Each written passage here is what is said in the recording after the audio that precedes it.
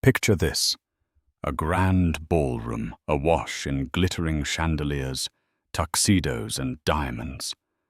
A pregnant woman, trying her best to wear a brave smile, stands at the corner of the room as whispers swirl around her like a ravenous tide. Suddenly the mistress arrives, slim, stunning, radiating confidence, and zeroes in on her target. She offers a snide remark loud enough for all to hear, mocking the wife's blossoming belly and precarious situation. Gasps fill the air. Everyone expects the millionaire husband to defend his wife. Instead, silence reigns. Until the pregnant wife makes a move no one saw coming. In the blink of an eye, the entire room will witness one of the most shocking public downfalls anyone has ever seen. 4 years before that electrifying charity gala, the wealthy entrepreneur Joseph Joe Chadwick, heir to the Chadwick real estate empire, married Charlotte Rivers in an exclusive ceremony at St. Ignatius Church in New York City. Joe, known for his quiet demeanor and regal taste, took over the reins of Chadwick Realty upon his father's passing. Charlotte, once a rising interior designer from Boston, was swept up into a fairy tale romance when she accepted Joe's proposal. The wedding, rumored to have cost nearly $2 million, was the talk of the season. No expense was spared. The bride's gown was custom-made in Paris. The guest list included famed personalities like Elon Musk, Oprah Winfrey, and Bernard Arnault. All acquaintances of Joe's late father, and the media coverage was relentless. Charlotte's hesitant smiles in the wedding photographs were explained away as bridal nerves. Yet a few close friends worried something might not be quite right. After all, Charlotte had given up her bustling design career in Boston to relocate to the high-pressure world of Manhattan society in order to stand by Joe's side. In private, they weren't the picture-perfect couple that society magazines made them out to be. Joe was always busy. Work followed him home, phone calls into the late hours, weekend meetings, constant travel. There were also rumors that behind his polished veneer, he was controlling, sometimes cold, and seldom showed the warmth one might expect in a loving marriage. But from the outside, they looked unstoppable. With Charlotte's knack for style and Joe's business acumen, they quickly became the philanthropic it couple for events, dinners, and fundraisers. Their story was that of a modern fairy tale, but every fairy tale has its hidden shadows. After they were married, Charlotte was immediately introduced into Joe's philanthropic network. The Chadwick name had funded hospitals, scholarship programs, and art museums for over half a century. Joseph's father, the late Warren Chadwick, had built not just a real estate empire, but also a reputation for giving back. It was his father's legacy that Joe was determined to uphold more to honor him than for genuine altruism, or so Charlotte suspected. Over time, these posh charity galas and black tie events began to take a toll on Charlotte.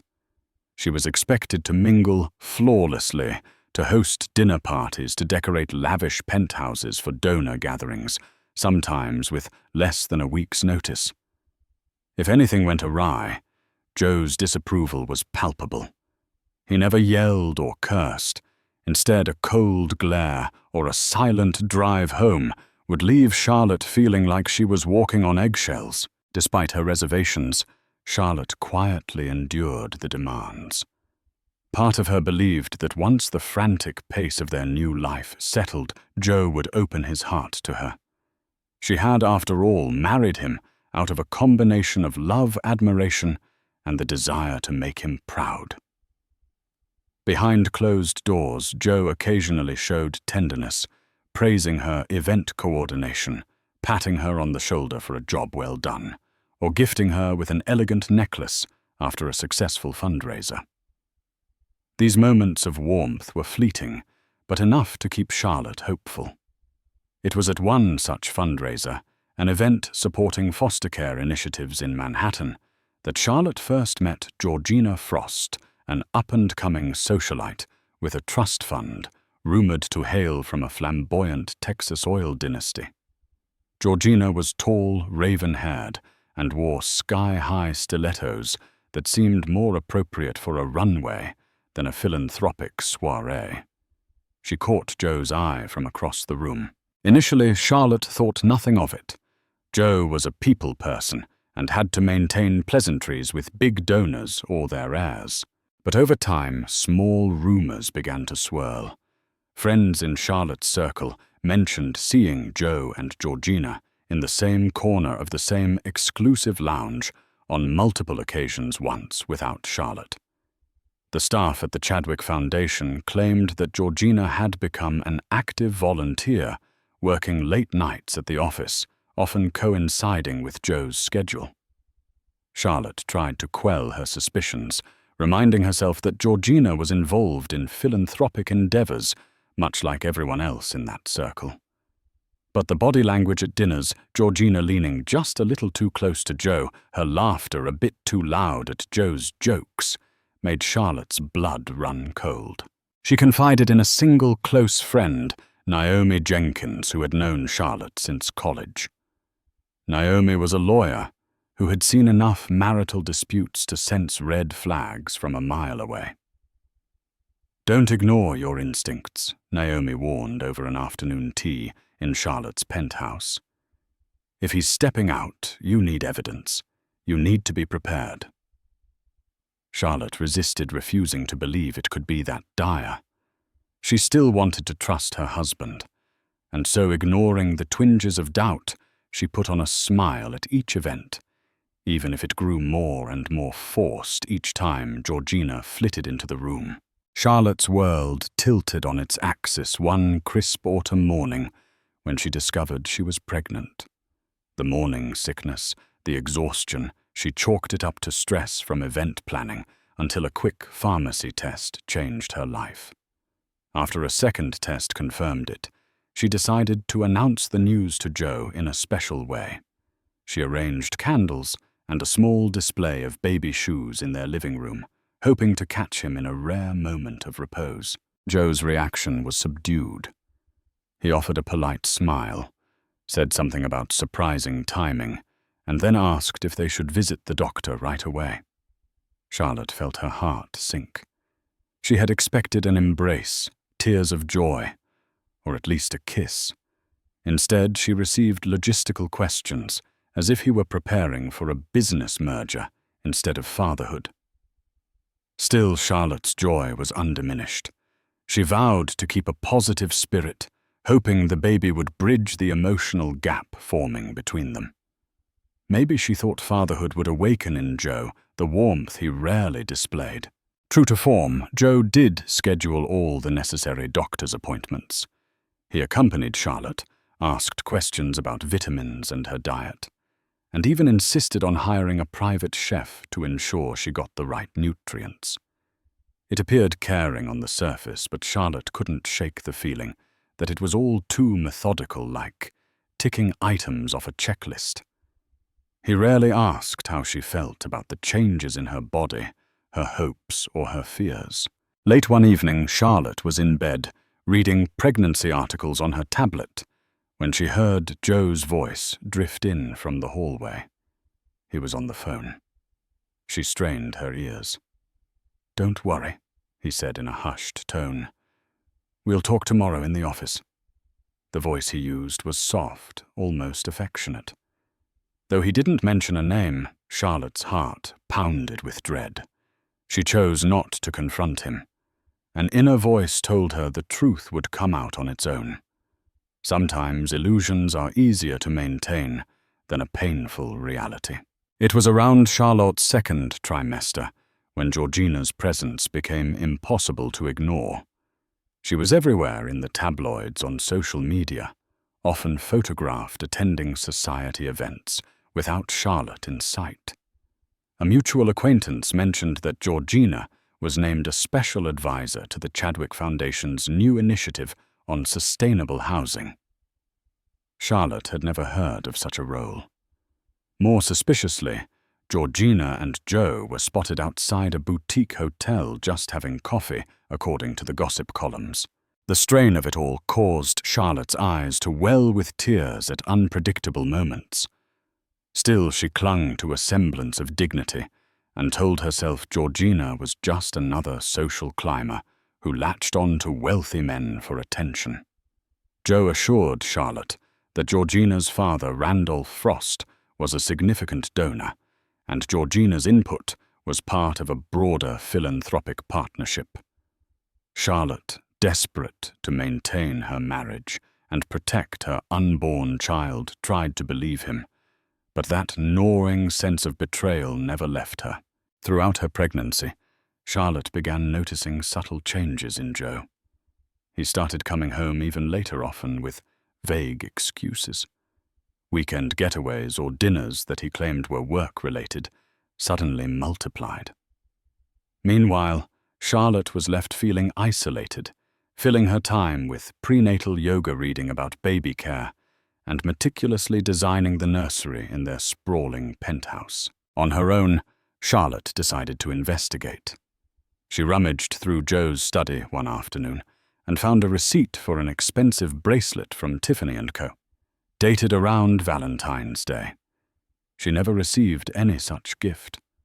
Later, she discovered a key card for a suite at the Park Hyatt. Panic fluttered in her chest as she realized the suite's date correlated with one of Joe's supposed business conferences. Grief-stricken and uncertain, Charlotte confronted him that evening. Joe looked at her calmly and asserted it was a misunderstanding.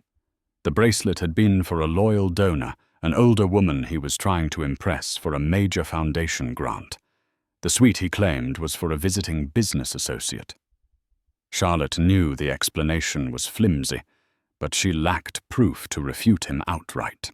Weary and heartbroken, Charlotte turned again to her old friend Naomi for counsel. They met in Naomi's law office away from prying eyes and the gilded walls of the Chadwick penthouse. Naomi was blunt. "You need to protect yourself and your child. If he's cheating, you need a contingency plan." Naomi laid out a scenario in which Charlotte would gather solid evidence of Joe's affair.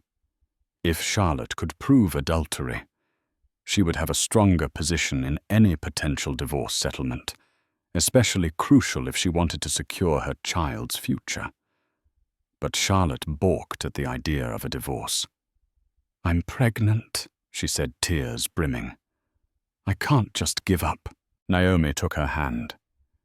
"Sometimes letting go is the strongest thing you can do," she said. "Just be prepared." A few weeks later, Charlotte received a phone call from an unfamiliar number. A woman's voice, trembling, identified herself as Beverly Chen, an administrative assistant at the Chadwick Foundation. Beverly was hesitant to reveal anything at first, but she insisted she had vital information for Charlotte. They agreed to meet in a discreet cafe on the Lower East Side, far from the usual upscale Manhattan spots. Over a cup of chamomile tea, Beverly confessed she'd seen suspicious emails between Joe and Georgina, filled with personal sentiments and allusions to weekends away. She had overheard phone calls where Georgina referred to Charlotte as the clueless wife, and most nauseatingly, Georgina would frequently say, "I can't wait until the baby is born, so we can ship it off to a nanny and have our fun." Beverly's eyes brimmed with tears, as if she couldn't bear to keep the secret any longer. "I know what it's like to be ignored," Beverly whispered. "I couldn't watch you suffer without at least telling you the truth." Charlotte clutched her teacup, heart pounding with a mix of fury and heartbreak. This was no longer speculation. Joe was having an affair, and Georgina was mocking Charlotte, even ridiculing her unborn child. Armed with Beverly's revelations, Charlotte felt her resolve harden like steel. She was not the naive interior designer from Boston anymore, nor was she the docile wife who blindly followed her husband to every social event. She was a mother determined to protect her child. Charlotte decided to hire a private investigator, a recommendation that Naomi had made months ago. The investigator, a composed woman named Ellen Price, specialized in high-profile cases with absolute discretion. Within days, Ellen confirmed what Charlotte already suspected. Joe and Georgina were renting a lavish condominium on the outskirts of Soho for their clandestine meetings. Ellen provided dates, times, photographs, and even recorded phone calls, enough evidence to shatter Charlotte's heart into 1,000 jagged pieces. But amidst the tears, Charlotte felt a strange sense of liberation. She no longer had to pretend. She had facts and the means to protect herself and her unborn child. The next step was to figure out how and when to confront Joe. More importantly, she had to do it in a way that would leave no room for him to manipulate her or tarnish her reputation. She needed to do it publicly, where Joe's carefully curated persona would work against him. As fate would have it, the Chadwick Foundation's annual holiday charity gala was just weeks away. This event was always a star-studded affair, with guests from the upper echelons of business, politics, and entertainment. The press coverage was immense. Cameras rolled from the moment guests stepped out of their limousines onto the red carpet.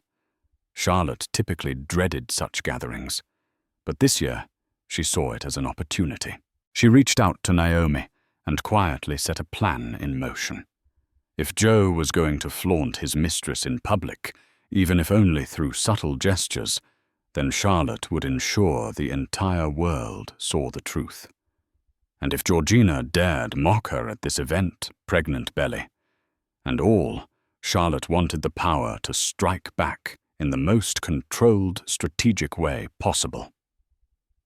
Over the next few days, Charlotte worked tirelessly behind the scenes.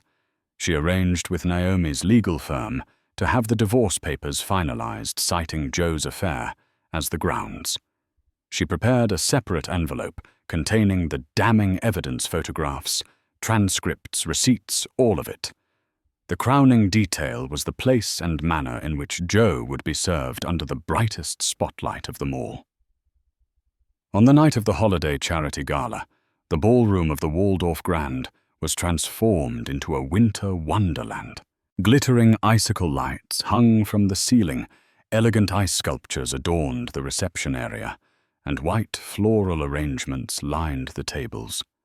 Guests arrived in tuxedos and evening gowns, smiling for the paparazzi.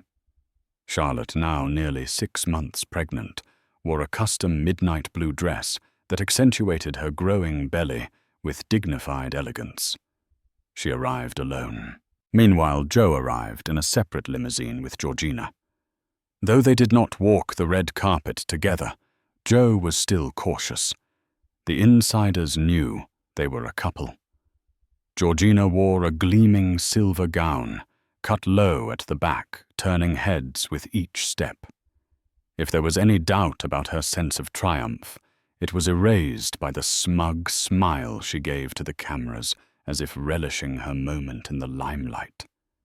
Charlotte remained composed, greeting old acquaintances and donors with practiced poise. She could feel Georgina's eyes on her from across the ballroom, but she refused to acknowledge it. She had a mission, and the night had only just begun. As the evening's program commenced, Joe went on stage to deliver a welcome speech on behalf of the Chadwick Foundation. He thanked the donors, praised the volunteers, and announced a new expansion project for affordable housing. No doubt something Georgina had a hand in orchestrating. He showed his usual calm confidence, drawing polite applause from the crowd. The tension in the air was palpable. Charlotte sat at a front table, her shoulders back, chin high. Georgina, unabashed, positioned herself just 2 seats away from Charlotte. During a brief intermission, Georgina sauntered over, a glass of champagne in hand. Lowering her voice so only Charlotte could hear, she sneered, You really shouldn't be drinking anything but water in your condition, dear. Or is that baby your only claim to the Chadwick name now? Charlotte's chest tightened, but she remained outwardly calm. I'm perfectly fine, she replied softly. And so is my child. Georgina gave a dismissive laugh. We'll see how long that lasts. With that, she strode away, leaving Charlotte seething. But Charlotte wouldn't rise to the bait. She had bigger plans. The show truly started when Georgina took the stage as the newly appointed Director of Donor Relations to introduce a musical performance. Flanked by a string quartet, Georgina spoke into the microphone about the Foundation's philanthropic spirit, throwing in pointed jabs at traditional families who face challenges they may not be ready for, drawing side eyes from those who suspected what she was implying. The crowd, a mix of oblivious socialites and keen observers, exchanged murmurs. Some saw through Georgina's facade. Others thought she was merely alluding to general philanthropic issues. But for Charlotte, each word felt like a knife. Her cheeks burned, her heart raced. She could see Joe on the sidelines, arms crossed, looking vaguely amused. Or was it nervousness? The mistress was mocking the pregnant wife in front of everyone, acting as if she had some moral high ground. Little did Georgina know, Charlotte had one final scene to stage. After Georgina's speech, guests began to mingle again. High-profile donors approached Joe to discuss potential partnerships, while Georgina basked in her 15 minutes of fame. Charlotte's hand drifted to her belly, and she steeled herself for what was coming next. Naomi, seated discreetly at a table near the back, made eye contact with Charlotte and nodded. The moment had arrived. The Master of Ceremonies announced a special segment, a surprise presentation by Charlotte Rivers Chadwick. People applauded politely, curious. Charlotte made her way onto the stage, microphone in hand. Spotlights illuminated her, revealing the slight tremor in her posture, but her voice when she spoke was clear and unwavering. She began by thanking the donors and expressing her gratitude for the philanthropic legacy of the Chadwick family. Her words carried a sincerity that contrasted sharply with Georgina's smug monologue.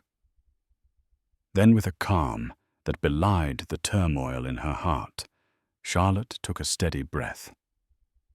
I would like to invite my husband, Joseph Chadwick, on stage for a brief announcement.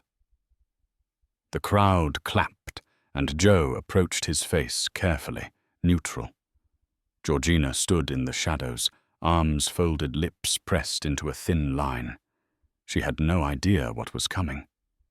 As Joe joined Charlotte under the lights, she gave a poised smile. Joseph, for the past few months, we have supported each other through various philanthropic endeavors. At least that's how it may have appeared. The crowd fell silent, sensing tension. The cameras were rolling, capturing every moment. Charlotte continued. But tonight I must speak a truth that weighs heavily on me. I stand here not just as your wife, but as the mother of your unborn child. And while I believed we were building a future together, it appears there's another story, one that involves betrayal, secrecy, and dishonor. The audience stirred. Some gasped. Some looked at one another, unsure how to react. In the corner, Georgina turned pale, her confidence wavering. Charlotte drew out a manila envelope and held it up.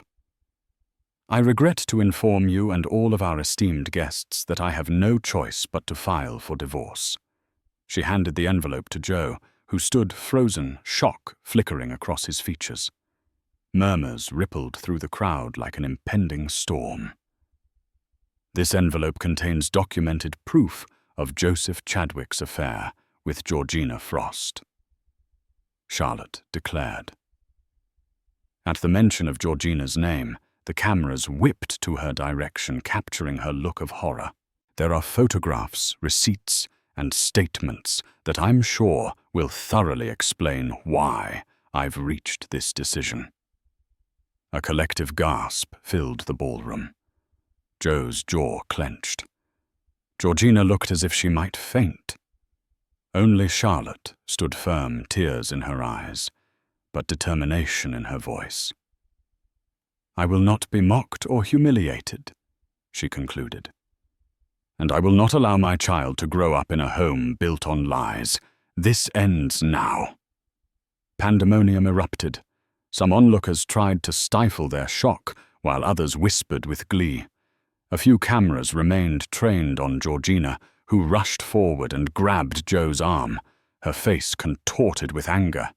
"You said you would handle this," she hissed loud enough for the nearest microphones to catch. Joe, visibly flustered, attempted to regain composure. "Everyone, please. This is a misunderstanding," he began, but Charlotte turned to him with a fierce gaze. "There is no misunderstanding," she said. "Not when there are hotel receipts, email correspondences, and pictures. If you want to lie, do it in court." Security personnel hovered around the stage, unsure whether to intervene. Joe signaled them to stand down, but Georgina, in a desperate attempt to save face, grabbed the microphone.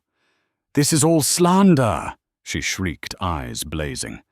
"You're just a jealous, hormonal woman who can't satisfy." She never finished her sentence. The microphone cut out courtesy of the quick-thinking sound crew, leaving the remainder of her tirade unheard by the public. At that moment, Charlotte felt the baby kick as if lending support from within. She closed her eyes briefly, inhaled the cold air of the ballroom, and slowly descended the stage. The final image captured by the news cameras was of Charlotte holding her belly, walking with unshakable grace, while Joe and Georgina were left on stage in the throes of a very public debacle. By the end of the evening, the gala was overshadowed by one headline: "Pregnant wife publicly serves divorce papers to millionaire Joseph Chadwick." Amid affair allegations. Social media lit up. Tabloids had a field day. Paparazzi swarmed outside the Waldorf Grand, clamoring for a picture or a statement. Charlotte escorted by. Naomi slipped into a waiting car and sped off, leaving the chaos behind her. Inside the limousine, Charlotte trembled.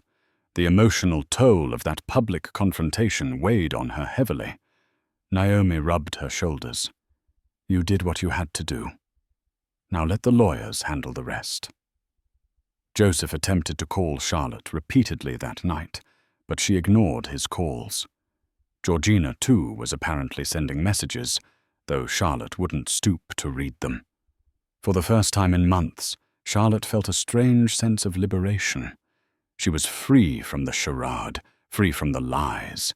Even though her future was uncertain, she was no longer trapped in a loveless marriage ruled by deceit.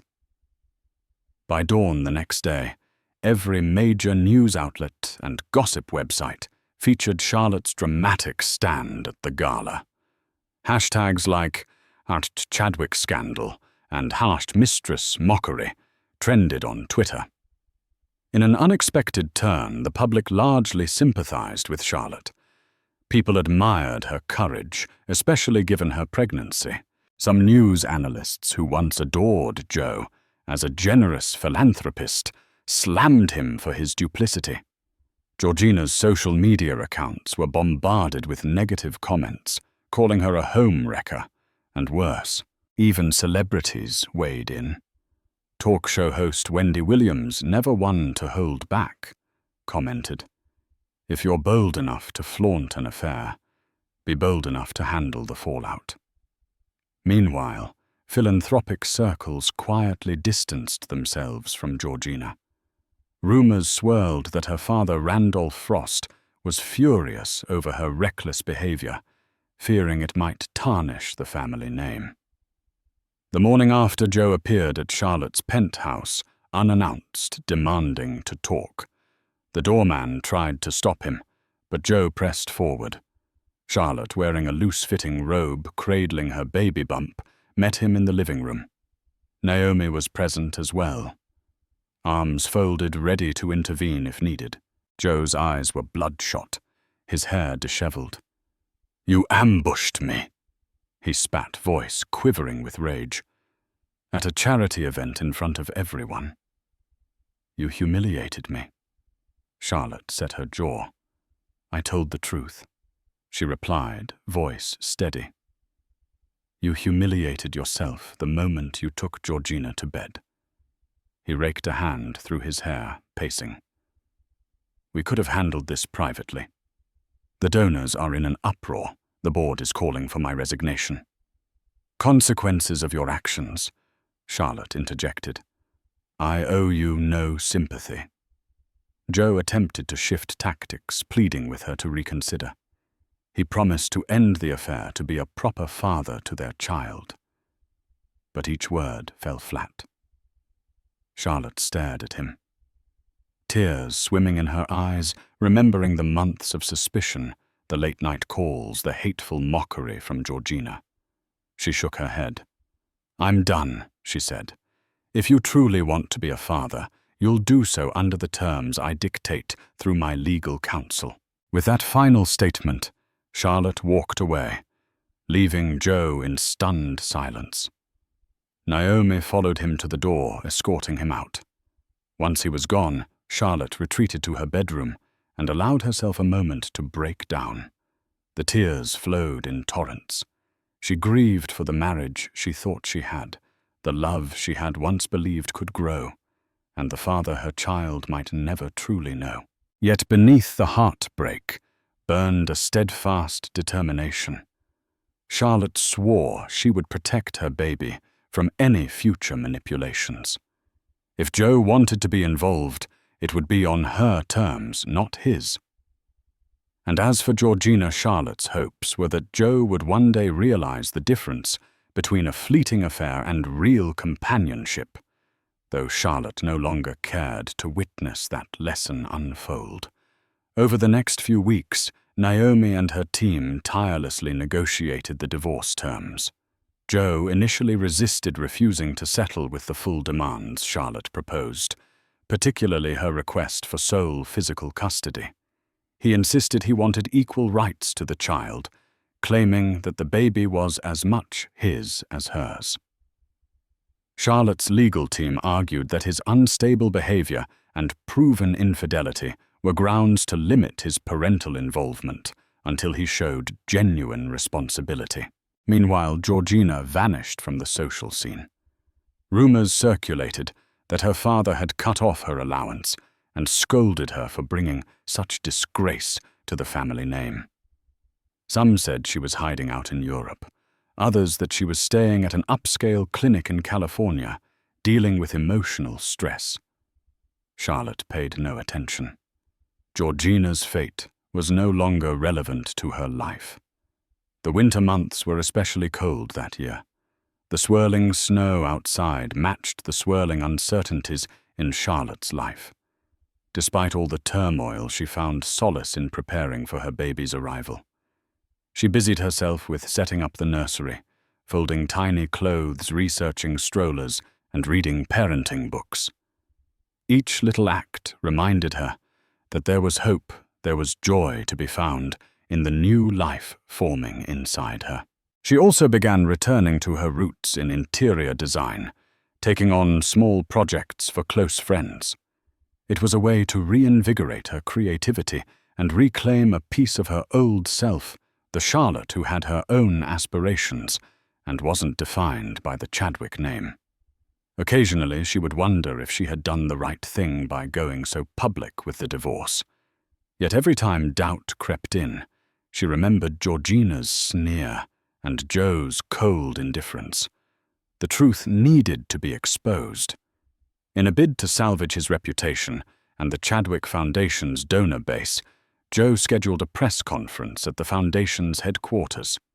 He read a prepared statement in which he apologized to anyone who was hurt by my personal decisions, and he specifically mentioned regret for his failures as a husband.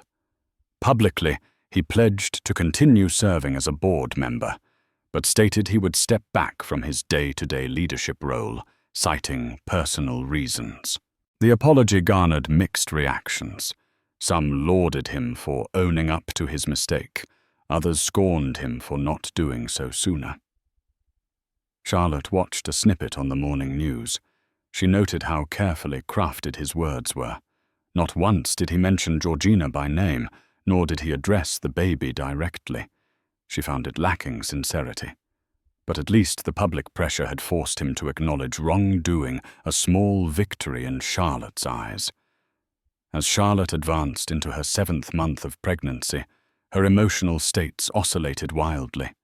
She was elated at every kick and movement from her unborn child, yet nights were often sleepless, filled with anxiety about the future. Would she be enough for her baby? Could she provide the love and stability required all on her own? She had resources, yes, but money was never a substitute for emotional support. Sometimes thoughts of Joe haunted her dreams. She recalled the early days of their relationship dinner dates, walks along the Hudson laughter at random jokes. She wondered if she had romanticized their union, or if there had been genuine affection that both of them simply failed to nurture. Even so, she recognized that those fleeting good memories did not excuse the betrayal. The man who had once brought her roses had also shattered her trust. Loneliness became Charlotte's constant companion, so she took Naomi's suggestion and joined a prenatal support group. Meeting once a week, she sat in a circle of expectant mothers who shared their own stories, some unwed, some in rocky marriages, others blissfully happy. Oddly, it comforted her to hear other women's struggles. She realized that heartbreak could strike anyone regardless of social standing. Over cups of herbal tea, she made new friends who reminded her that pregnancy, while challenging, was also a transformative journey.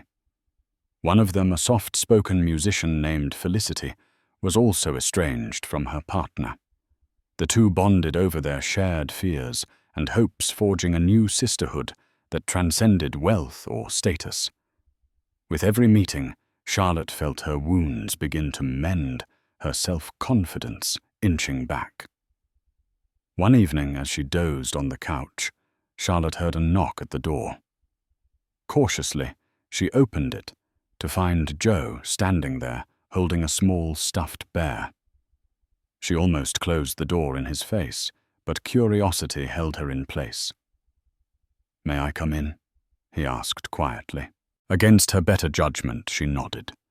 He stepped inside, looking around the penthouse as if it had grown unfamiliar.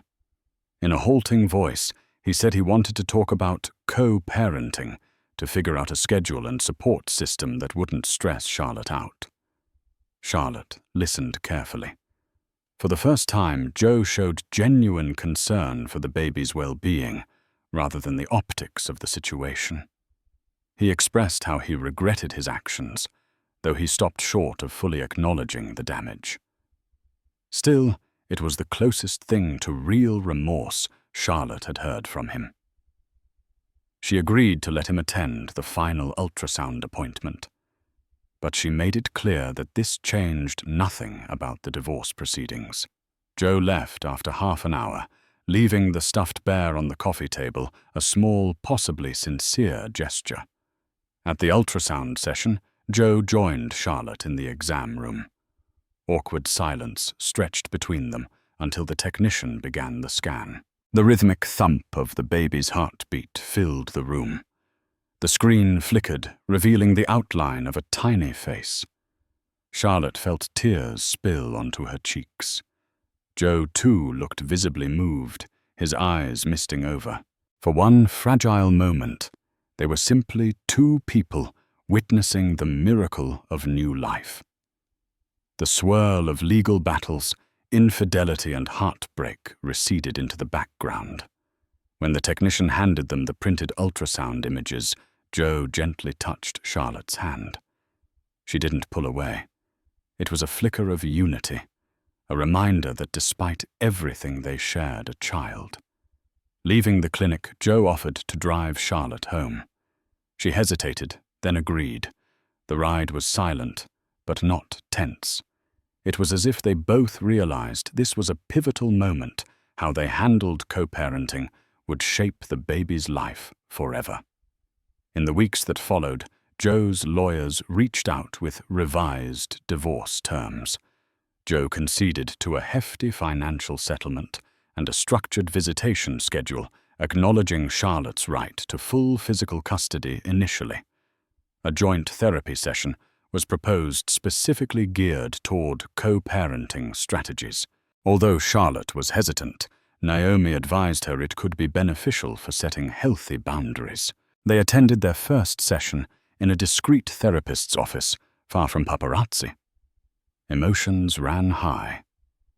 Charlotte vented her sense of betrayal. Joe expressed guilt over letting their marriage deteriorate. While no miracles happened overnight, they began to see each other not just as adversaries in a legal war, but as the mother and father of a soon-to-be-born child who deserved stability and love. On a snowy morning in late March, Charlotte went into labor. The contractions struck like rolling thunder, sending her rushing to the hospital with Naomi by her side. Joe arrived an hour later. Breathless anxiety etched across his features. Despite the tension between them, Charlotte allowed him in the delivery room, knowing that this moment transcended their broken relationship. After a grueling labor, a piercing cry announced the arrival of a baby girl. The medical staff placed the infant in Charlotte's arms. Through tears of exhaustion and joy, Charlotte gazed at her daughter.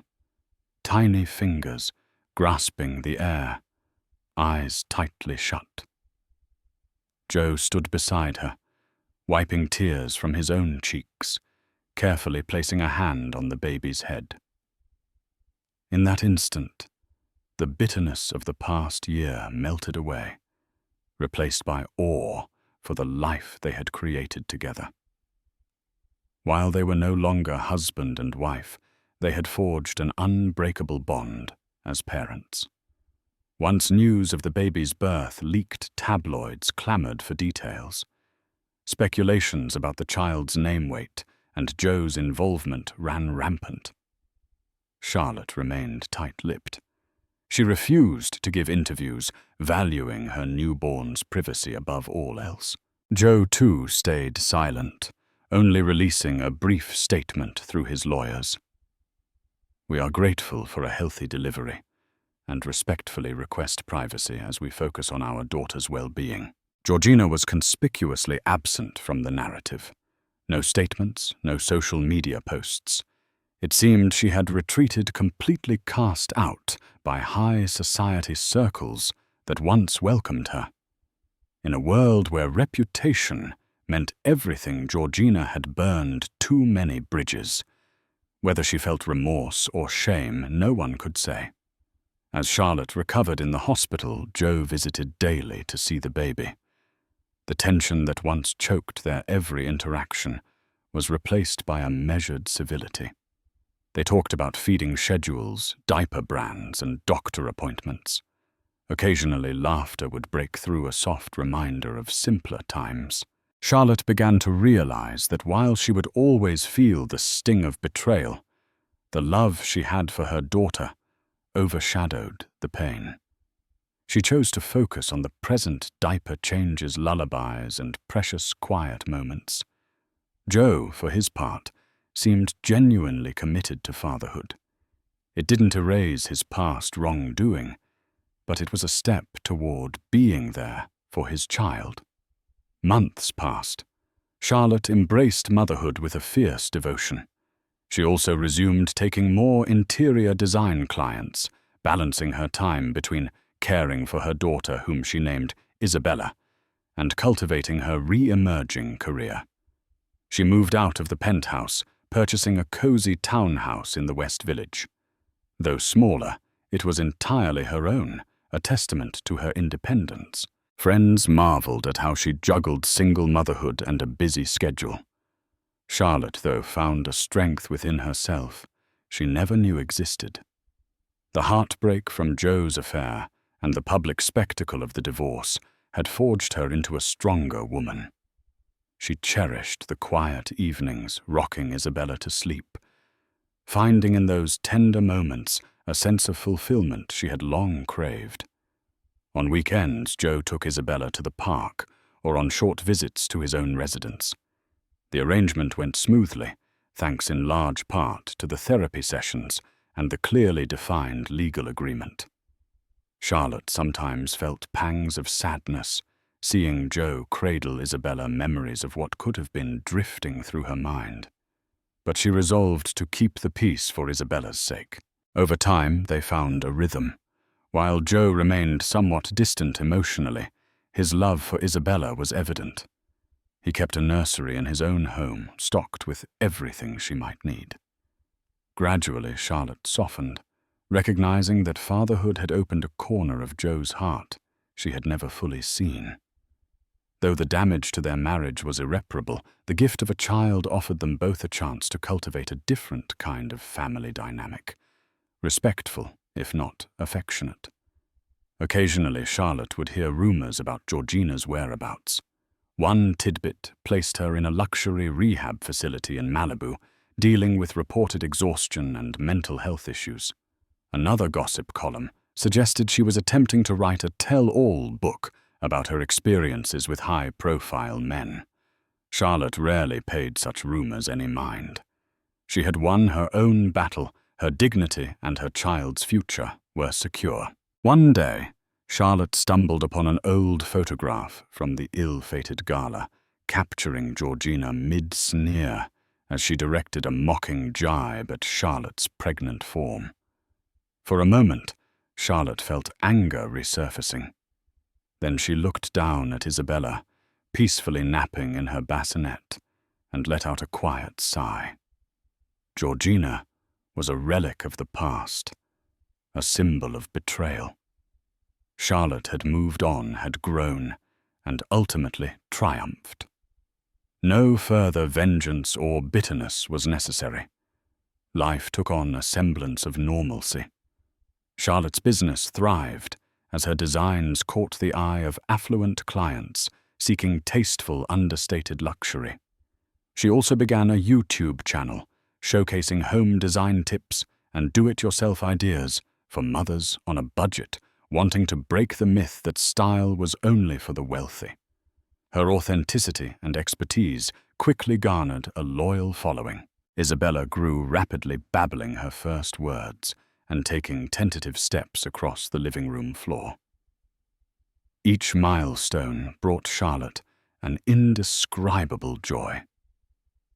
She documented these moments in a private scrapbook, a cherished keepsake of their mother-daughter journey. Some nights, she would gently place Isabella in her crib, recalling the day she stood before the world at a charity gala, pregnant and humiliated, but ultimately triumphant. It felt like a lifetime ago. Nearly a year after the gala, Charlotte found herself at a charity function, this time for a pediatric hospital wing funded by the Chadwick Foundation. She had been invited due to her design contributions for the children's play area. While she initially hesitated, she decided to attend. She wanted to show that she bore no ill will toward philanthropic causes themselves, and also to demonstrate her resilience. The event was smaller, more understated, focused on the patients and doctors rather than extravagant displays of wealth. Joe was there, cutting the ribbon with a local politician. He spotted Charlotte in the crowd and offered a small smile, a nod of recognition. She nodded back. The cameras didn't swarm them this time. The tabloids had moved on to fresher scandals. After the ceremony, Joe approached her to thank her for her design work. Their conversation was brief but respectful, a far cry from the explosive confrontation a year earlier.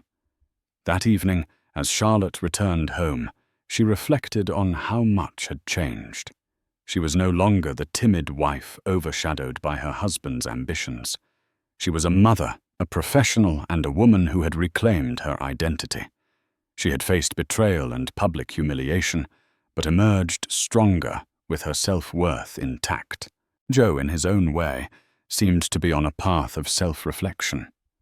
Whether that led to genuine personal growth or just another layer of pretense, Charlotte couldn't say. She found she no longer needed that answer. Her life's anchor was now Isabella, and nothing could undermine the happiness she cultivated for them both. The world. Charlotte had known the one of red carpets, whispered betrayals, and staged smiles was behind her now, and in its place stood something simpler, softer, and far more real. It began with curiosity, not commitment.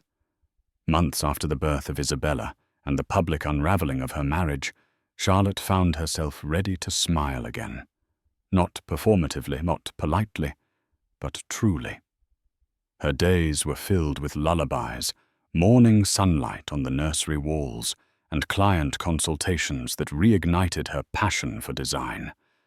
Her townhouse, modest compared to the Chadwick penthouse, was filled with warmth, color, and the quiet hum of new beginnings. That's when she met Daniel. He wasn't part of the society circuit or the corporate elite.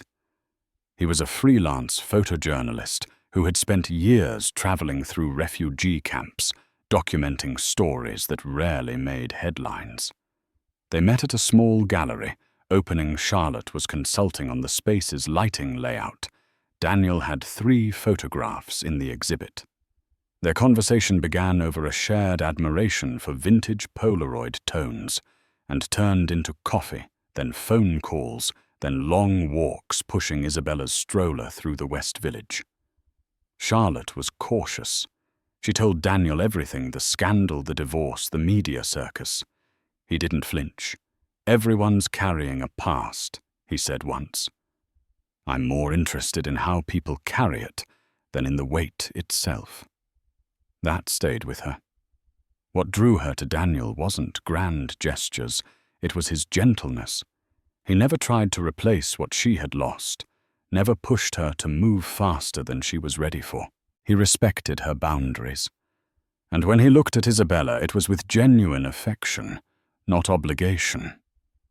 He brought her small trinkets from his travels, tiny carved animals, colorful scarves, a harmonica that made the baby giggle uncontrollably. Their relationship unfolded like a sunrise, slow, patient, illuminating 1 inch of sky at a time. One weekend, as Daniel and Charlotte picnicked in the park with Isabella gurgling on a blanket between them, Charlotte caught herself nearly laughing. She looked over at Daniel, who was tossing breadcrumbs to nearby birds with one hand and bouncing Isabella with the other, and she felt it a quiet joy she hadn't known she missed. It wasn't just about romance. It was about safety, ease, a reminder that love didn't have to come wrapped in wealth or tied to legacy. It could bloom quietly, rooted in shared moments and mutual respect. Charlotte didn't know what the future held. She wasn't rushing to define it. But for the first time in a long while, she wasn't bracing for collapse. She was letting herself hope. And in that hope, her life began again. The morning sun filtered softly through the tall windows of Charlotte's townhouse, casting a golden hue across the nursery floor. The room was filled with gentle signs of life: a half-folded blanket, a picture book lying open beside a stuffed elephant, and in the crib, the gentle rise and fall of little Isabella's chest as she slept peacefully. Charlotte stood silently by the window, a cup of tea in her hand, her gaze not on the city below, but on the reflection in the glass of a woman she no longer fully recognized, yet had come to deeply respect. A year ago, her name had been splashed across headlines linked to a scandal that felt like the unraveling of everything she had built. Mistress mocked the pregnant wife at a charity gala. The millionaire was served divorce papers on stage. The world had watched, judged, speculated. For days, even weeks, her life wasn't hers. But now, as dawn wrapped around her like a soft shawl, she saw it differently. That night, painful and humiliating as it had become the moment she stopped shrinking and started standing. It had been her breaking point, but also her beginning. She turned from the window and walked to Isabella's crib, brushing a soft strand of hair from her daughter's forehead. The baby sighed in her sleep, curling slightly toward the warmth of her mother's touch. That simple gesture stirred something deep within Charlotte. It wasn't bitterness, it was clarity. She no longer thought of Georgina, the woman who had once sneered at her belly in public. Nor did she dwell on Joe's betrayal. Those memories had been processed, filed, and placed where they belonged in the past. Their presence no longer had the power to break her. What filled her now was something entirely new: peace, purpose, and the quiet thrill of a life reclaimed on her own terms. Her business was thriving. Her YouTube channel, once a hesitant idea born in the stillness of heartbreak, had found its voice. And more than anything, her home now echoed with love, laughter, and the steady rhythm of a mother and daughter learning the world together. Some might still call what happened to her a scandal. Others might forever link her name to a public takedown. But Charlotte knew better. It wasn't a scandal, it was a rebirth. She pressed a kiss to Isabella's forehead and whispered, "We made it." And in that simple truth, she found everything she ever needed to know. Thank you for joining me on this emotional roller coaster of love, betrayal, and ultimate triumph. Charlotte's story reminds us that even in the darkest moments, when a pregnant wife is mocked in front of high society and a millionaire husband's betrayal plays out on the biggest stage, courage can shine through. She transformed heartbreak into empowerment and emerged stronger than ever, not only for herself, but for her child's future. If this dramatic journey captivated you, please help the channel grow by liking this video, sharing it with fellow drama lovers, and subscribing for more real-life-inspired tales of resilience and intrigue. Your support enables us to keep bringing you stories that light up the screen and stir the soul. Until next time, remember, no matter how dark the night, a new dawn of hope is always just around the corner. Thank you, and see you in the next video.